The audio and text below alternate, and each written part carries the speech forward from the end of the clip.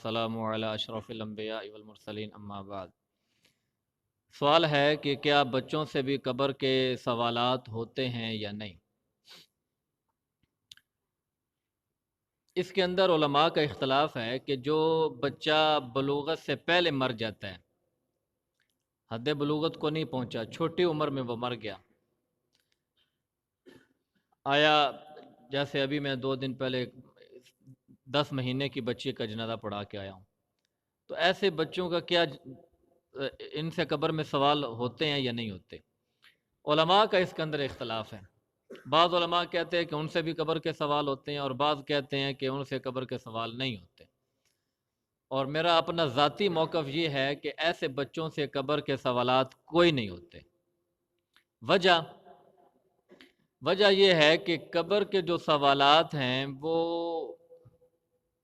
ایک قسم کا ٹیسٹ ہے، جو اس ٹیسٹ کو پاس کرتا ہے وہ آگے جنت کے اندر جاتا ہے، اور جو اس ٹیسٹ سے فیل ہو جاتا ہے وہ جہنم کے اندر جاتا ہے۔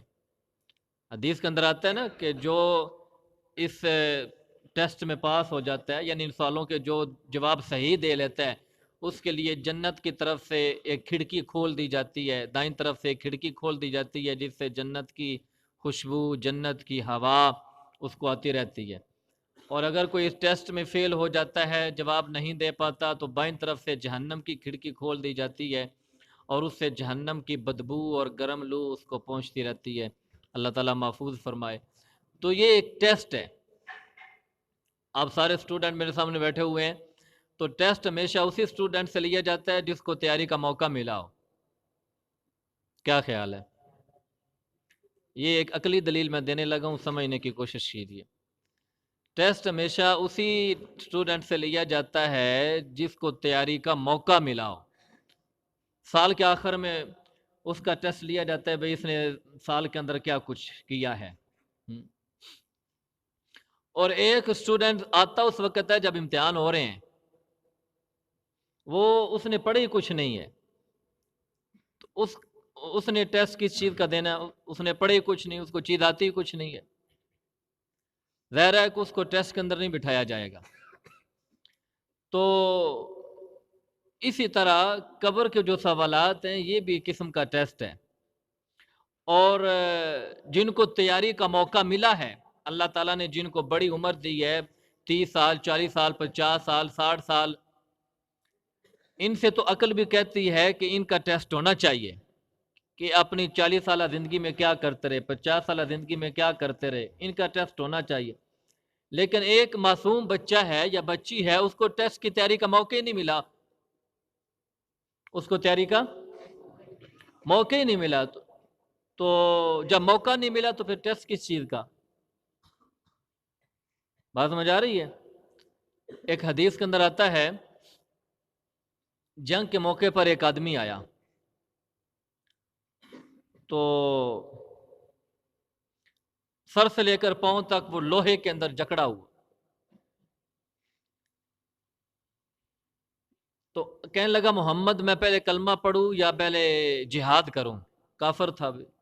تو آپ صلی اللہ علیہ وسلم نے فرمایا پہلے کلمہ پڑھ پھر جہاد کر۔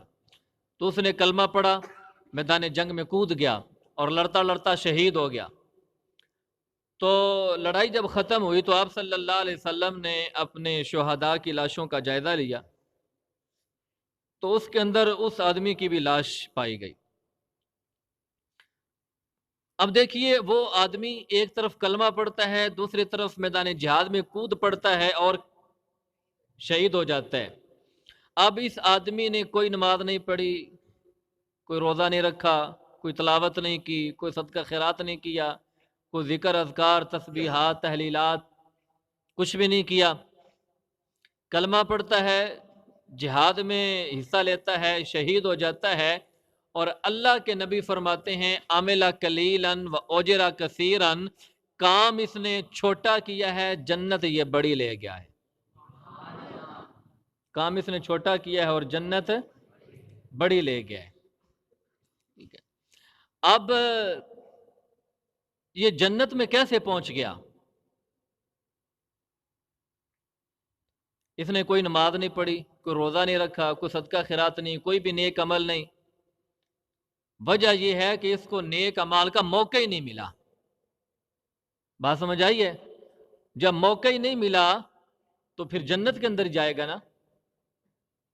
یا تو موقع ملا ہوتا اور اس کے اندر اس نے کوتاہی کی ہوتی، کمی بیشی کی ہوتی، گناہ کیے ہوتے، پھر تو سزا ملتی۔ اسی طرح بچہ ہے، اگر اس نے زندگی پائی ہوتی، گناہ کیے ہوتے تو اس کو سزا ملتی۔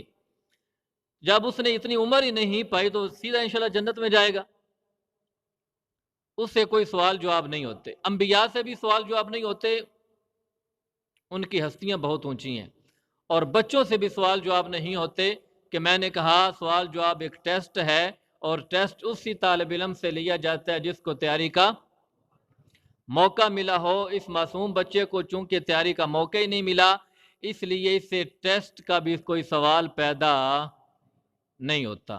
اللہ تعالیٰ دین کی صحیح سمجھ عطا فرمائے۔ آمین۔